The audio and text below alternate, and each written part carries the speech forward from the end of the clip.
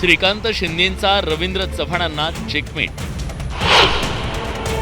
अंबरनाथमध्ये श्रीकांत शिंदेंची मोठी खेळी। भाजपच्या स्वप्नाला शिवसेनेचा सुरुंग। अंबरनाथ नगर परिषदेची निवडणूक गेल्या काही दिवसांपासून पूर्ण राज्यभर गाजते आहे। गेल्या 72 तासात वेगवान राजकीय घडामोडी घडल्या।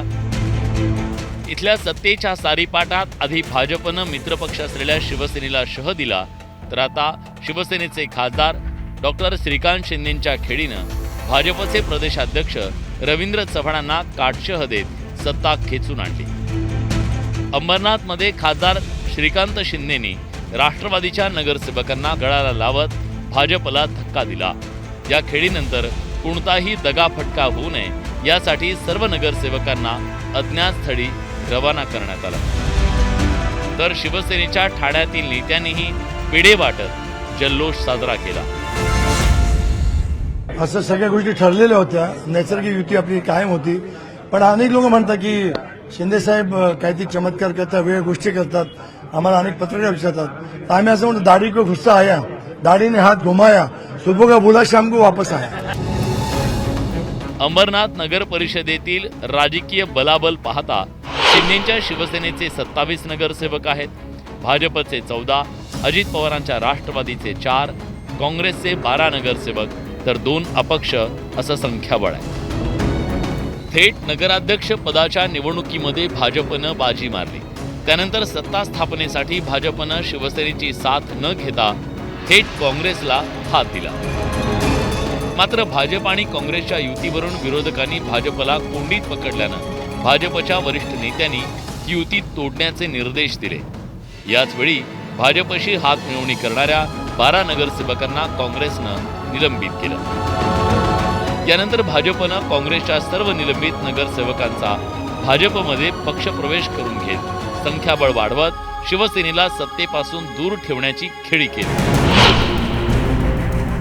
भाजपनं त्यांचे 14 नगरसेवक, काँग्रेसचे 12 नगरसेवक, राष्ट्रवादीचे 4 आणि एका अपक्षासह 31चा आकडा गाठत 27 नगरसेवक असलेल्या शिंदेच्या शिवसेनेला सत्तेबाहेर फेकलं होतं।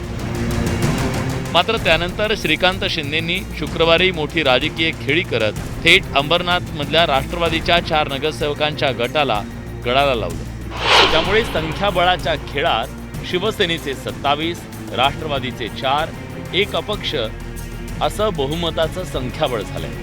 अशा 27चा आकडा त्यांना गाठता आला, तर भाजप 15 आणि निलंबित काँग्रेसचे 12 नगरसेवक असे एकूण 27 नगरसेवकांचा आकडा भाजपला गाठता आला।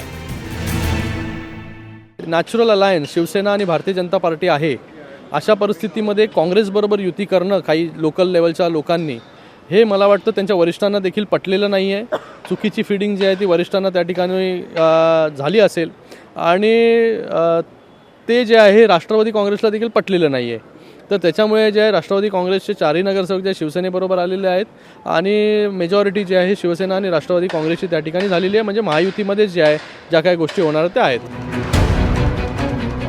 शिवसेनेनं केलेल्या या खेळीमुळे भाजप आणि विशेषतः काँग्रेसच्या निलंबित 12 नगरसेवकांना धक्का बसला। भाजपसोबत गेलेल्या काँग्रेसच्या 12 नगरसेवकांचं राजकीय भवितव्य काय, असा प्रश्न उपस्थित केला जातोय। अंबरनाथची ही निवडणूक श्रीकांत शिंदे आणि भाजपचे प्रदेशाध्यक्ष रवींद्र चव्हाण यांनी प्रतिष्ठेची केली। त्यातून एकमेकांना काटशह दिला जातोय। अंबरनाथ नगर परिषदेची पहिली सर्वसाधारण सभा सोमवारी होणार आहे। या सभेपूर्वी भाजप कोणती राजकीय खेळी करतं याकडे सगळ्यांचं लक्ष लागलं। नरेश बोबाटेसह ब्युरो रिपोर्ट, न्यूज 18 लोकमत।